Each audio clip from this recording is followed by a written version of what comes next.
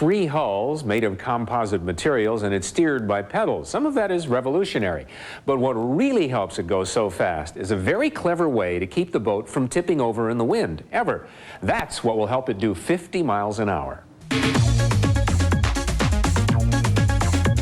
For the longest time, I just wanted to break the world speed record for sailboats. On March 16, 1992, the TriFoiler Longshot became the fastest sailboat in the world, setting a new record of 41.89 knots. That's almost 50 miles an hour. The TriFoiler design incorporates hydrofoils, composite materials, and what really makes it unique, a dynamic leveling system to minimize drag and maximize stability. Surface sensors mounted forward of the outer hulls constantly adjust the angle of incidence of the 2 main hydrofoils, which provide lift. That translates into a sailboat that screams across the water and won't tip over, no matter how fast it goes. The designer of the TriFoiler, Greg Ketterman, combined aerodynamics with hydrodynamics to build a boat that flies. It's flying in every sense of the word. It gets its lift just like an airplane gets its lift.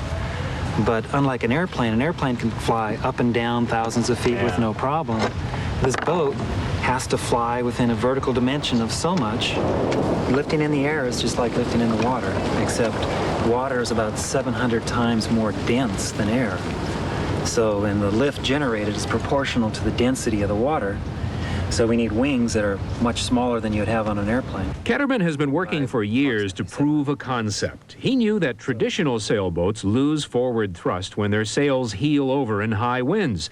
If there were a way to keep the sails perpendicular to the water, he believed he could harness more of the accelerating power of the wind. A long time ago, I played with model sailboats, and I wanted something high performance, so I went to multi-hulls, because they're lighter and more stable, and I wanted to play with hydrofoils. So the two evolved. I realized that, hey, let's try getting the one foil to pull down to give the boat stability. This system seemed to me to be the simplest, and that was the first thing I tried, and it worked. And then after a couple years of engineering, I redesigned it. I wrote the velocity prediction program, the computer program, which really allowed me to fine-tune it. If the wind, for example, tries to keel the boat over and push this side into the water, this floating sensor goes up and changes the angle of the foil so that it's like an airplane wing trying to climb. Likewise, if it tries to pull this part out of the water, this floating sensor goes down and changes the angle of the foil so that it tries to dive. The net effect is that this side of the boat pretty much stays in the same place. Eventually, Greg moved from models to full-scale boats, constantly improving both construction material and design. The foils are now crafted of unidirectional carbon fiber. A single center mast and sail has been replaced with a biplane, dual sail configuration. The goal is now to refine the design for increased strength and reliability. When he's done breaking records, Ketterman would like to market a production model of the TriFoiler. Wouldn't that top your don't need it but gotta have one list?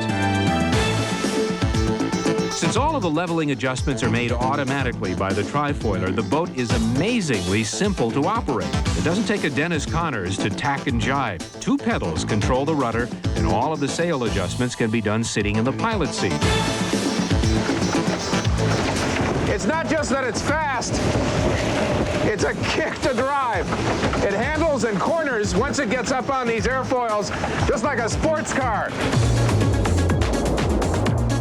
The next challenge for Greg is to break the outright sailing record of 44.66 knots, currently held by a sailboard, and then tackle the elusive 50-knot barrier.